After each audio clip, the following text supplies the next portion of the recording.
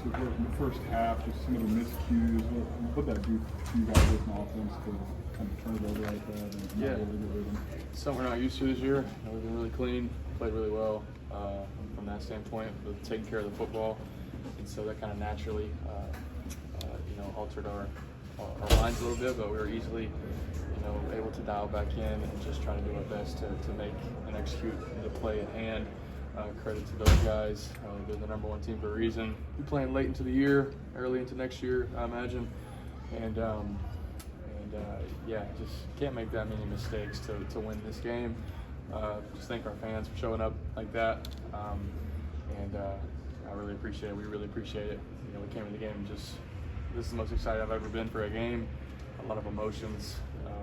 Maybe that factored into some of the miscues early, just being really excited and maybe losing a little bit of focus there for some of our guys. But something we're not used to. We're not going to get used to this feeling at all, and we'll bounce back. I feel very confidently about that. With the up-tempo kind of division, it seems like you started moving the ball a little bit when you picked up the pace. Yeah, it's something I'm used to again, and it's something that's very stressful for defenses. They run kind of an NFL-style defense. Matt Patricia's been in the league for a long time, not used to up-tempo offense, and so that's something we wanted to use to our advantage, and we found some success there in the second quarter, and leaned on it throughout the rest of the game and did some good things. But at the end of the day, we made too many mistakes early, kind of in between, and they did a good job maximizing it. They're a good team, and not gonna win the game against the number one team with a few turnovers. So credit them again. Easily fixable mistakes, but we'll move on, flush it, take a good shower, and get ready to go play. Take care of our bodies, and then get ready to go play. Moving forward, we're excited.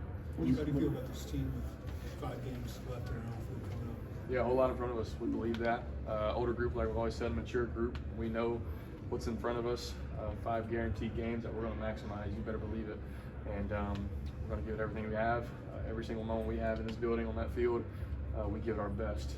Because we've been in the lowest of lows. We've experienced a lot of success. We know what it takes because we have a great leader, Coach Beelan, on down. And so we'll get our best every single day. And you'll get our best throughout this bye week to just fix the mistakes that are there, to maximize the things we're good at. And so super excited. A lot in front of us. We're confident that we're going to go do it and do some really cool things for this community and fan base, for our group. And love my guys, love my team, and praise God for allowing me to do this and giving me the ability to play this game at a high level. And I'm very grateful. And so we're going to move on, not get used to this feeling, and we'll be back, absolutely. Luke, you faced number one last year in Eugene. You faced number one today. Do you, in your experience, do the mistakes and the turnovers happen because you guys are trying too hard and trying too much because you're playing number one? Not really. I don't think it was because we were necessarily doing the wrong things. I mean, the first one, balls in the air, tip. Right. And they did a good job of their ability, showed up. They played good man coverage, and it was some tight windows, and the ball bounced their way, and they capitalized, and kind of, we made a few more mistakes that just, it can't happen.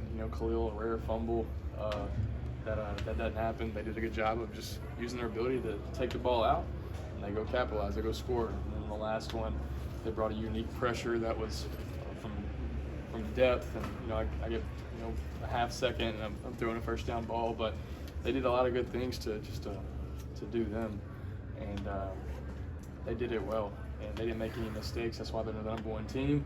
And like last year, Oregon didn't make any mistakes because they're the number one team. They got a lot of ability, great coaches, and they play with a lot of confidence. So we're not going to hang our heads at all. We'll learn, obviously, and again, we didn't lose any confidence at all moving forward, because we've been through this. We've lost, and we've been able to bounce back and use our abilities to be great. So we're excited to go play again. I'll tell you right now. You mentioned just the mistakes, not being used to that. Just you've been playing clean. Just what was the impact of that? How did you maybe see the response to those? Especially the volume early in the game. Yeah, just because it happened so early, it was difficult. Just because we knew that we were giving them the ball in almost the dang red area. And so we knew they were a good team. They were probably going to do some good stuff. Our defense did a great job of just, keeping it in front of them for the most part. They made plays when they were there, so It's never easy playing from behind, especially against the number one team early. And so, but again, an older, mature group with a lot of character, able to snap right back into it just to maximize that one single play that we had. And we were able to remember, that's not who we are. We're a group that takes care of the football and plays clean, and so we were able to remember that, and so to be able to snap us back into it. So again, just credit them for making plays, great ability on that side, great schemes, and but, I think we're a great team as well. I really believe that, and we'll show it the next couple months. Does the bye week come at a good time, in your opinion? Don't come to battle, and I'll tell you that. 7 games in, longest stretch, for in the country. Not that we're complaining about that at all, but yeah, there's a lot of guys who are feeling the hits a little bit. But I think so. Yeah, we've been going at it since August. I think it'll be good for our minds and our bodies. It's we've given it all we had. For these 7 weeks, for these fans and for ourselves and for this team and this program. And we're going to keep on doing it throughout the bye week. We're going to maximize it for sure. But yeah, it'll be a good moment and time to rejuvenate our minds and our bodies and our spirits to be able to go do it these next couple months. Like I said, we're going to go do it for sure. What's most frustrating or bothersome about not being able to capitalize on this moment in the city that's most excited you've been number one team? What frustrates you and bothers you most about that? I don't know. You only get it once. I ain't gonna have another opportunity like that. Probably to be able to play at home in front of a sold out crowd, beautiful day, against the number one team. That doesn't come often. And as a kid, you dream about that.